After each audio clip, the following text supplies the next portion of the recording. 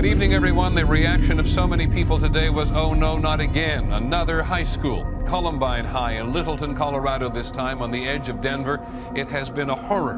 The spokesman for the local sheriff's office speaks of as many as 25 fatalities inside the school. The gunman, fellow students who rushed the school and opened fire for reasons we do not know yet. Witnesses say the two gunmen wearing black trench coats and black masks came in shooting and began working their way through the school. Teachers raced ahead to classrooms, yelling for students to run.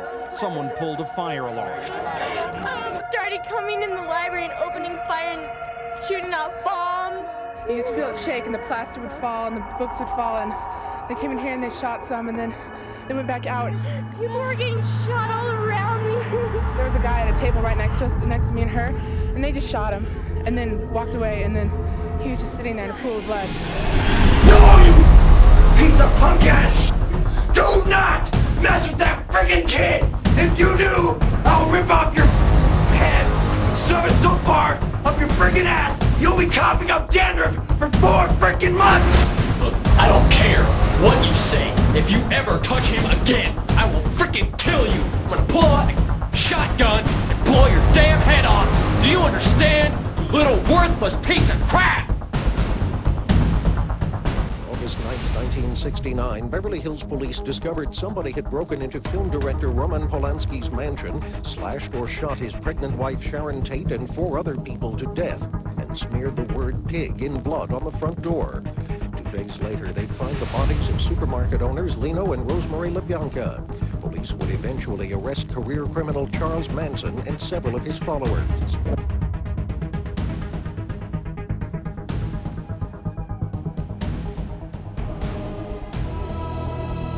We've told everybody that all things are bad. Bad is not good, good is not bad. Bad and good go together. You have to accept one to understand the other. You have to accept yourself as God. You got to realize you're just the devil just as much as you're God. That you're everything and you're nothing at all.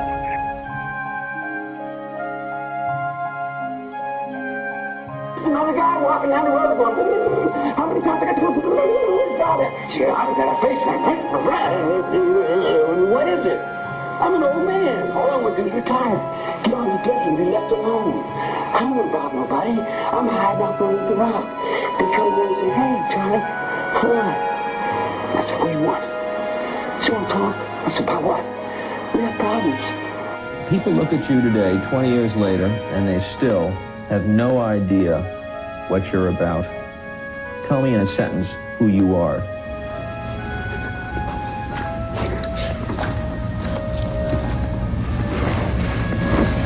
Nobody. I'm nobody. I'm a tramp, a bum, a hobo.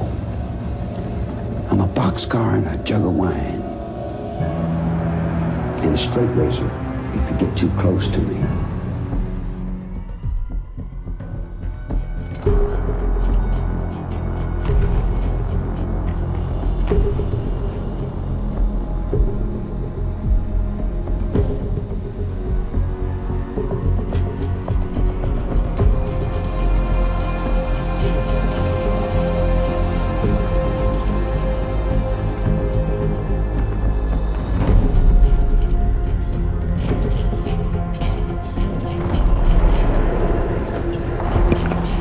There must have been a hit that last time. We hear people outside of our building in an area where we can't now look safely saying, let's help that boy. Does he need help? Someone must be down.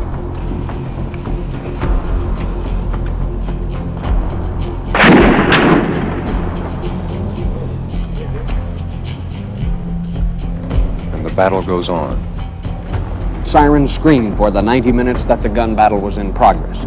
It was hot, past 90 degrees on the ground, probably much hotter, high atop the tower with the sun ricocheting off the limestone with the same intensity as the police bullets. Students, co-eds, crouched at the place where they could find safety. Austin police were reinforced in their gun battle by sheriff's deputies, by Texas highway patrolmen, by Texas Rangers, and some citizens who were deputized when they offered their services. But from the time the first call came in to the UT police at 11:48 a.m. until Austin police gunned down the man they said was the sniper at 1:22 p.m., the university campus resembled a battlefield. Dead people were lying on the hot sidewalks, and dozens of courageous persons risked death time and time again to try to save them. One funeral director driving an ambulance was shot and critically injured trying to help. An Austin policeman lost his life. A University of Texas professor was killed.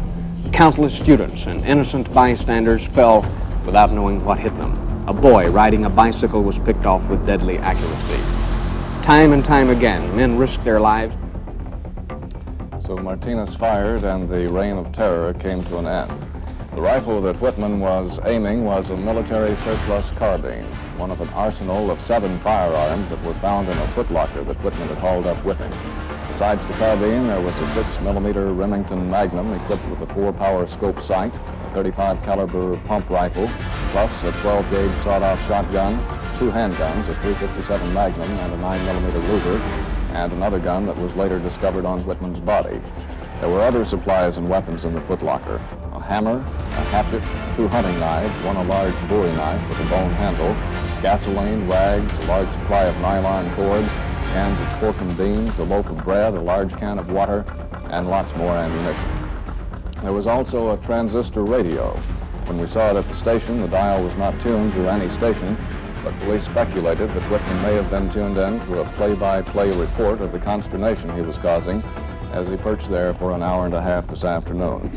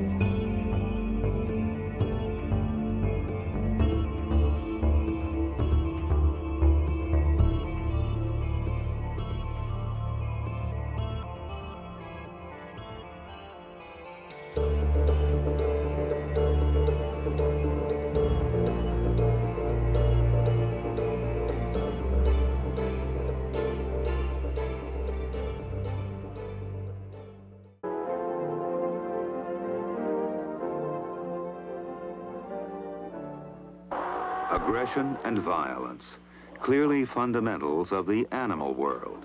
But from where in an animal's brain does such behavior emanate?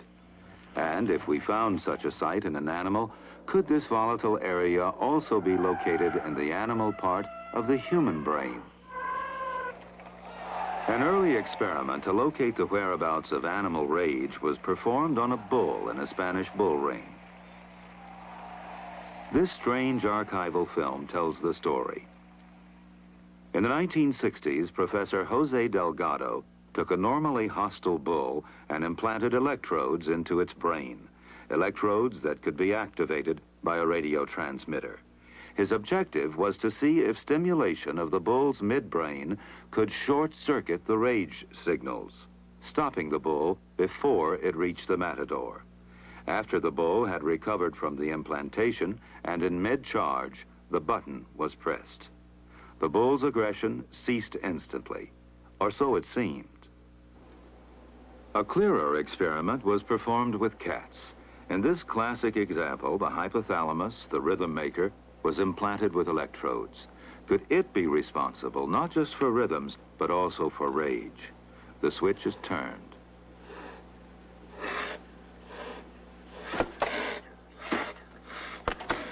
Then the switch is turned off. So indeed, the hypothalamus does control certain types of aggression. Now, how could one possibly confirm this startling finding in human beings? Meet Mark Laribas. My name is Mark Laribas. I feel that I'm a pretty easygoing guy. Try to get along with circumstances as best as I can. He's still a menace to society. In the Sacramento criminal court, Mark Laribus was accused of assaulting and almost killing his girlfriend's 2.5-year-old daughter. It's hard to remember. It's been quite a while ago about the incident itself with the child. But I remember her crying, and I was laying on the couch, and then all of a sudden it just really got to me. And I rushed in her, and I remember hitting her. But I don't know why. I could never pinpoint why. I mean, nobody just goes up to a child and starts beating on them for no reason like that. But this time, it just really made me explode. Mark Andrew Laribus, the man accused of molesting and almost killing a 2-year-old girl, was to have had a date set today for his preliminary hearing. But Laribus is in the University Medical Center, where doctors have discovered some sort of tumor or growth in his brain.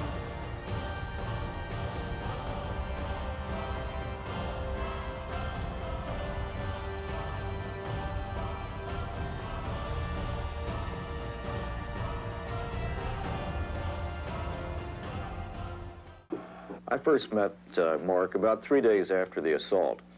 He had become depressed and even suicidal and was admitted to our hospital to the psychiatric unit. This allowed us to begin a diagnostic study of what might have caused the change in Mark's personality. He couldn't understand how this act could have occurred, how he could have been responsible for this kind of behavior. And yet, as we reviewed his history, it was evident that he had been having more and more outbursts, and it had been more difficult for him to control his emotional responses to tense situations in the several weeks prior to his admission. At first, he was very sweet, kind and considerate, you know, just perfect gentleman, and then slowly but surely he would be getting upset all the time. It'd go like 6 months, then 3 months, and then every month, every 2 weeks, every week, and then it was every day. So it was just kind of like a gradual change, but it just kept getting worse and worse. I could never figure out about me losing my temper so quick. I could never understand it. He'd walk in the door and just look at me and start throwing things all over the house, come at me and strike me. I never thought about that I might have something wrong inside my brain. We began a series of routine studies for conditions of this sort. One of those was an X-ray called a CAT scan. In this study, we were able to demonstrate the fact that there was a shadow here at the end of the temporal lobe on the right side. This kind of finding suggests a tumor. We couldn't be sure from the initial findings what kind of tumor this was, but its location and shape at this point suggested that it was a cyst. A cyst is like a balloon, and it slowly can fill with fluid over a period of years, increasing the pressure on the structures that are adjacent to the tumor itself. The tumor was located in an area of the brain where pressure was being exerted through the amygdala against the hypothalamus, parts of the brain thought to be involved with aggression. 5 weeks after his arrest, Mark Laribus's tumor was surgically removed. When I woke up from the anesthesia, everything seemed more real to me for some reason, that I could handle myself a lot better. The world seems a whole lot better for you. Theodore Morell was the Fuhrer's trusted personal doctor for 9 years. Hitler heaped praise and honors upon him. But there was one critical condition that Dr. Morell was late in diagnosing: a debilitating disease that mirrored the collapse of Hitler's crumbling Reich. While the shattered remnants of SS and Army units made their last stands, Hitler went underground in a vast concrete bunker under the Reich Chancellery building in Berlin. Der Führer empfängt in seinem Hauptquartier den Reichsjugendführer Axmann mit einer Abordnung von 20 Hitlerjungen, die sich bei der Verteidigung ihrer Heimat besonders bewährt haben. It was one of the last times the Führer would have been seen alive outside of his bunker. The propaganda film was supposed to show Hitler still in command, decorating brave young defenders of the Reich. But a critical part of the footage was deemed unfit for viewing, cut and presumably supposed to be destroyed. But this footage survived. It was found in an East German film laboratory in the 1970s. The clip clearly shows the shaking Hitler could no longer control. Hitler began to show symptoms of Parkinson's disease during the war. He had a shake in his left hand, and for a time that was cured, as it were, by the bomb that went off on July 20th, 1944. As he said, that's not the way I would choose of curing it.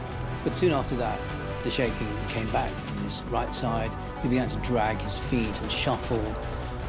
He began to speak in a more flat, less animated sort of way normally, though fits of rage could still bring out the old Hitler.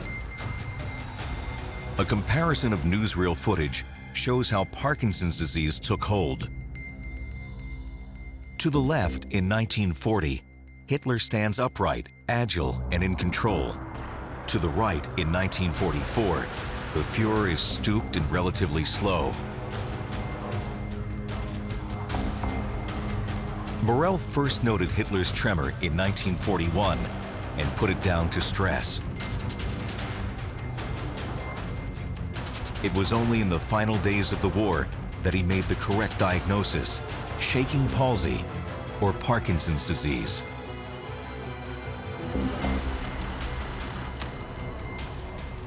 Parkinson's can impair thought processes as well as posture and muscle control. But witnesses claim Hitler's mind was sharp to the end. He was supposed to be the supreme leader of a master race, a paragon of physical and mental health, to lead Germany to a glorious future.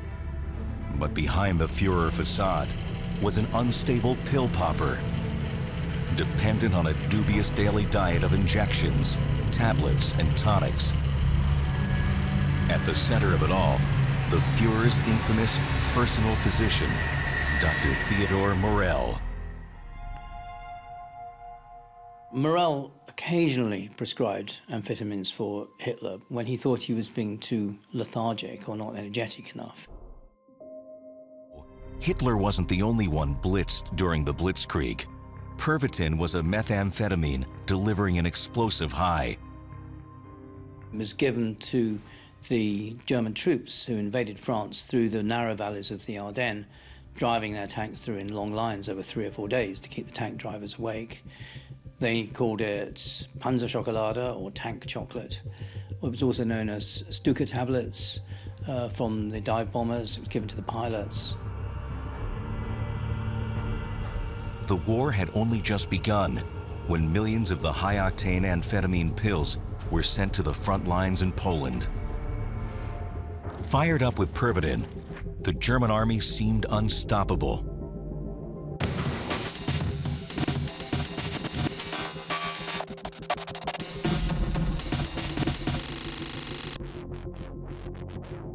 Two or 3 years ago, we did a study of patients who come into the emergency department here at Royal Perth with an amphetamine-related presentation. And we developed this theory that some of these people might have a silent abnormality in the brain that neither they nor the doctors looking after them are aware of. We did this study, an MRI brain study, to look for any abnormalities that may or may not be present. Before we started out, we said to ourselves, if we found 10% had an abnormality, we would have thought that was pretty impressive. 23 of the 30 are what we'd call serious users, and then there were 7 people who were recreational users. And of those 23 people, 5 had an abnormality in the brain that nobody suspected. And our result was basically 20%. So it was actually much higher than what we thought. The most common abnormality we found is little spots on the brain called unidentified bright objects. So you can see here there's this little bright area in the frontal lobe of the brain. Well, we know that drugs like amphetamines cause constriction or narrowing of blood vessels. So if the blood vessel's that big, it narrows down. The blood with oxygen isn't really getting through. And so the brain cells that are around these small blood vessels die off and form scar tissue. That's probably what those UBOs are is an area of scarring of brain tissue. We do know that as you get older, you're more likely to have these UBOs. Once you're in your 80s, over 90% of people have UBOs. Once you're in your 60s, about 20% of people have UBOs. But at the age of 30, less than 1%, 0.5% of people should have a UBO. The average age of the people in our study was 27 years. So these are young people. People who have these UBOs as they get older are much more likely to suffer problems with the cognitive function of the brain, stroke, dementia and death.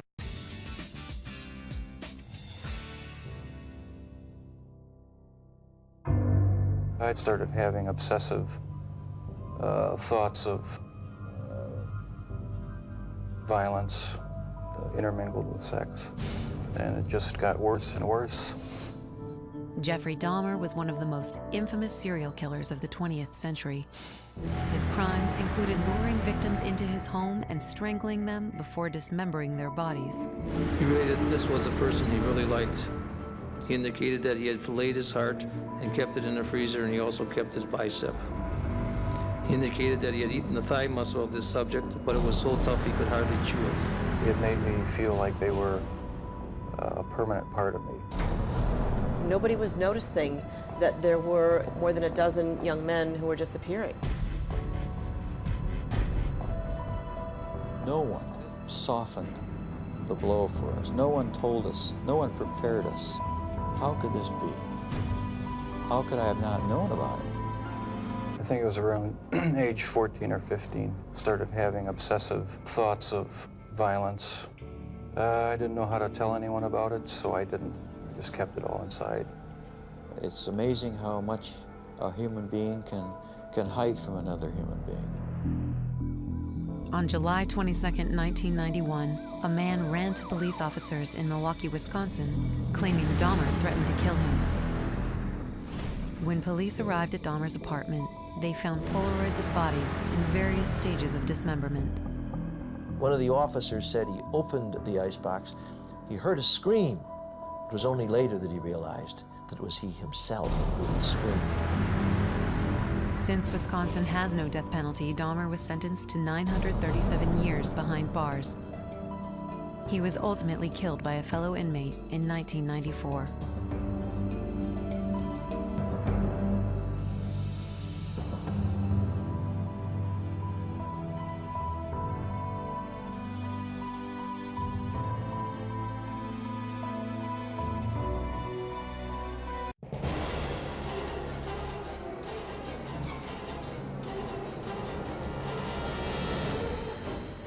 In 9th grade, in biology class, we had the usual dissection of fetal pigs, and I took the remains of that home and kept the skeleton of it.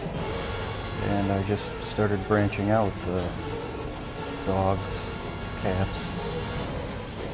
I suppose it could have turned into a normal hobby like taxidermy. And all I know is that I wanted to see what the insides of these animals looked like. There may have been some violence involved, some underlying subconscious feelings of violence. It was a compulsion. It became a compulsion. What would you do with the dead animals, Jeff? Take them back in the woods, skin them sometimes, slit them all the way open, look at the organs, feel them. Can you describe what you were thinking? It was just mystifying to me how the insides of the animal looked. There was a sort of general excitement for me. I don't know why. It was exciting to see. I was drinking a lot during that time, and just, I don't know, looking for something to, some way to find some fulfillment, some pleasure. And I acted on my fantasies, and that's where everything went wrong. Did you ever tell yourself, I have to stop this, I must stop doing this? Yes. When it was going on? After the second time, it seemed like the compulsion to do it was too strong, and I didn't even try to stop it after that. But before the second time, things had been building up gradually. Going to bookstores, going to the bars, the gay bars, bath clubs. When that wasn't enough, buying sleeping pills and using it on various guys in the bath clubs. It just escalated slowly but surely. And after the second time, which was not planned, it was out of control. It felt like it was out of control. Were you relieved to be arrested? Part of me was, and part of me wasn't. Explain.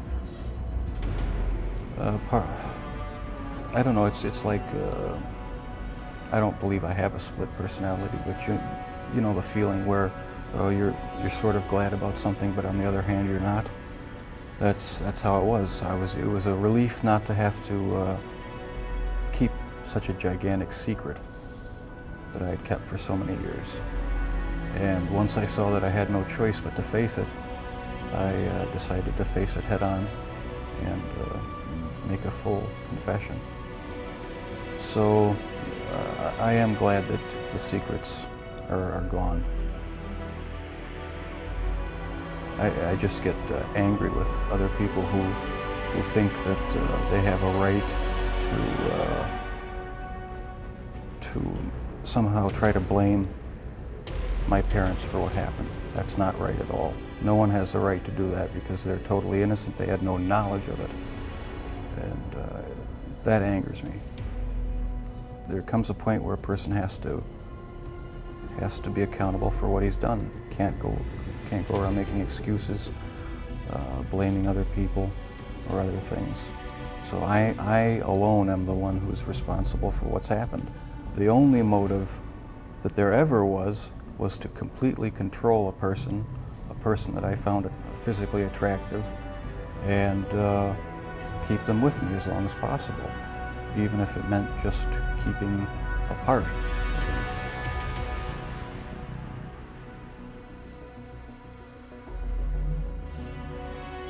Oldest sister of Errol Lindsay, whatever your name is, Satan.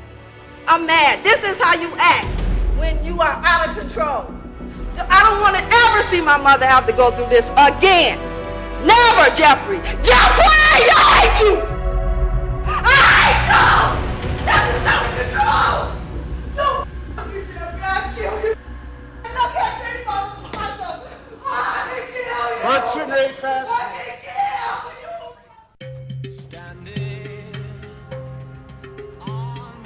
Mental illness is the leading cause of disability worldwide. It is also the best-kept secret. Mental illness is so common that 1 out of 5 people grapple with very real mental health problems at some point in their lives. The majority of them never get treatment. They suffer silently, living among us. Their mental health needs remain hidden in plain sight. People with mental health problems experience distress and suffering. Keeping up with school or work is overwhelming. Relationships with family members, co-workers, and friends become problematic and burdened. Mental illness affects many, and when it does, it isn't pretty. So we prefer to look away, allowing mental illness to remain hidden in plain sight. We might think this dismal state of affairs is regrettable, but ultimately forgivable given limited resources. Until we consider that affordable, effective treatments exist, until we consider that ignoring these problems costs more than caring for them, until we consider that when we fail to treat individuals who suffer from mental disorders, we all lose. It's time to focus on mental health. No more hiding.